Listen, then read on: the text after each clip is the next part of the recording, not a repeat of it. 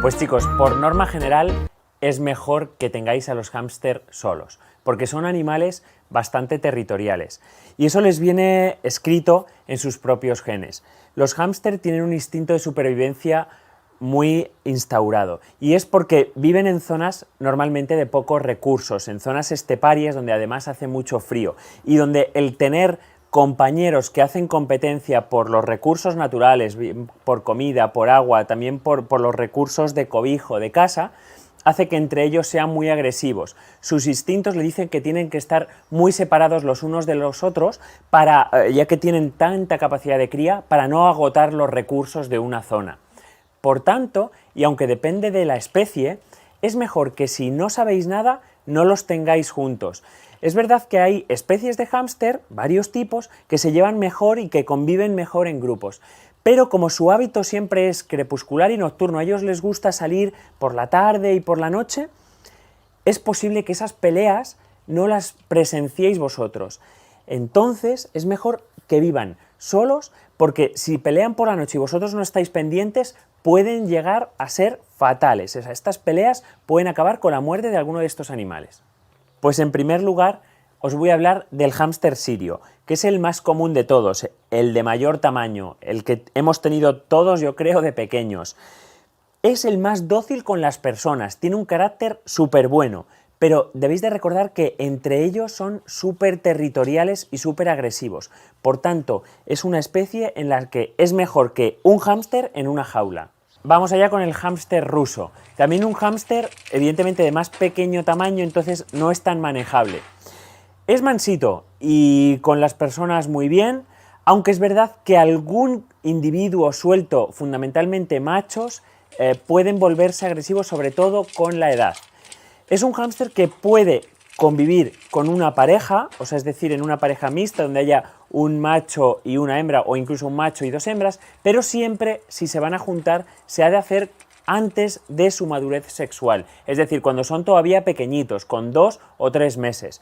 Pero eso solo si sois expertos y habéis manejado antes más hámster y estáis habituados a tener hámster en casa, porque es importante identificar estos individuos que son un poco más agresivos, porque como os hemos dicho y quiero insistir, sobre todo las peleas ocurren por la noche, que es cuando no las vais a ver. No obstante, ante la duda, siempre es mejor tener un hámster en una jaula, que además estos son muy chiquititos y no necesitáis jaulas tampoco tan grandes como las que necesitan los hámster sirios. El Roborovski, que es de los hámster más chiquititos que hay, muy nerviosos, pero también sí que son muy sociables. Ahora bien, nunca podéis juntar más de 2 machos, siempre será un macho con varias hembras y siempre acostumbrados a hacerlo desde chiquititos, antes de la madurez sexual. Pues vamos a terminar con la información del hámster chino, que es este que veis que tiene una colita pequeña. Es huidizo, pero es verdad que con el tiempo y el manejo acaba haciéndose bastante bien a la mano. Es un hámster relativamente sociable y es el único que en manos expertas pueden llegar a convivir 2 machos. Bueno, pues os lo vamos a explicar con consejos. Cómo hacer que nuestro hámster no muerda. El primero de los consejos es: según el animal llegue a casa, lo ideal es dejarlo al menos 3 o 4 días tranquilo en su jaula, que el animal reconozca el lugar y se tranquilice, porque recordad, esto es muy importante, los hámster muerden por miedo. Después de los 3 días de dejarlo tranquilo, podéis empezar a meter la mano dentro de jaula, pero muy poco a poco, así el hámster se acostumbrará a vuestro olor de piel y no os mirará como algún depredador que viene a atacarle. Tercer consejo: lávate bien las manos antes de tocar a tu hámster. De ese modo llevarás tu olor y no el olor de o bien otras mascotas que pueden asustarle o bien comida que pueden llamar la atención y por eso te muerde.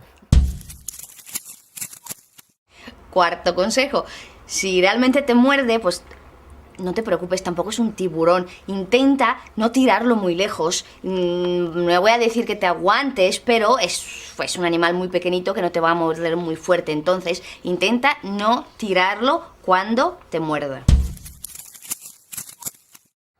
Todas las veces que lo cojas y no te muerda, recompénsale. Siempre educación en positivo. Cuando le tenemos en la mano, le ofrecemos un premio y dejemos que dé unos mordiscos. Y llámale siempre por su nombre. El sexto consejo. Acordaos siempre de que el hámster es un animal presa. Entonces tenéis que tener bastante paciencia con él. Es tímido. Entonces, amor, paciencia, paciencia, paciencia. ¿He dicho paciencia? Y amor otra vez. Siempre que quieras interactuar con tu animal, ahí viene el séptimo consejo. Deja que sea él el que venga a ti.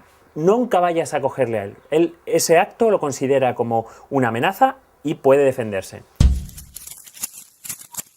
Y aún más importante, si el hámster está durmiendo dentro de la jaula, déjalo tranquilo, no intentas despertarlo y de esta manera no se asustará, no te atacará, porque evidentemente si lo hace por miedo y porque le has despertado. Y bueno, un poco de mala leche todos tenemos cuando nos despiertan, ¿no? Sí, a ti te pasa mucho. Sí. Por supuesto, de ninguna manera agredáis a vuestro animal si él os muerde. Pensad que nosotros somos como dinosaurios para él. Entonces, por proporción de tamaño, nunca lo agredáis. Siempre tratadlo con cariño y con respeto. Bueno, la primera pregunta importante que nos surge es si bañamos a los hámster o no los bañamos. Bueno, no los vamos a hacer baños como tradicionalmente conocemos el baño. O sea, no vamos a coger a un hámster y lo vamos a enjabonar. En primer lugar, porque son animales que no lo necesitan. Se acicalan muchísimo y son animales muy limpios.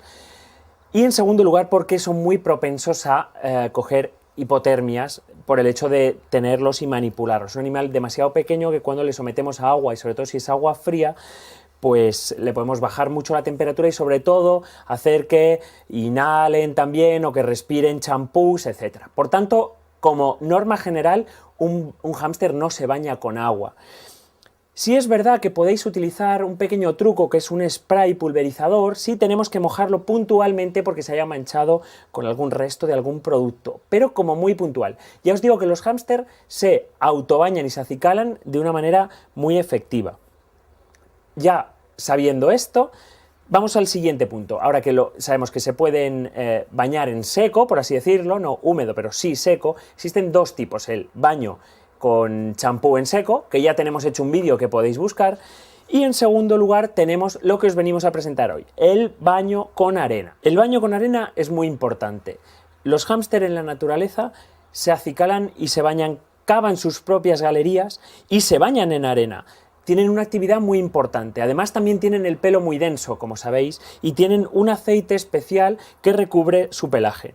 Por tanto, esta arena fina, la arena de chinchilla en particular, nos cumple esa función de un modo muy natural. Es una arena mineral muy finita, con unas partículas muy finas que se van a meter en su pelo y van a ayudar a eliminar todos esos restos de suciedad y restos de grasa que queda en su pelo. Vais a ver que si lo habilitamos, lo ponemos en un lugar de la jaula, ellos van a estar entrando y saliendo y ocasionalmente los pillaréis cómo se revuelcan. Ese comportamiento de revolcarse en arena es común a un montón de mamíferos y a un montón de aves. Por tanto, siempre que podáis, tenéis mamíferos de estos pequeñitos y les podemos proporcionar arena para que se bañen, lo vamos a hacer un favor, porque estamos recreando su baño, el baño que normalmente harían en la naturaleza.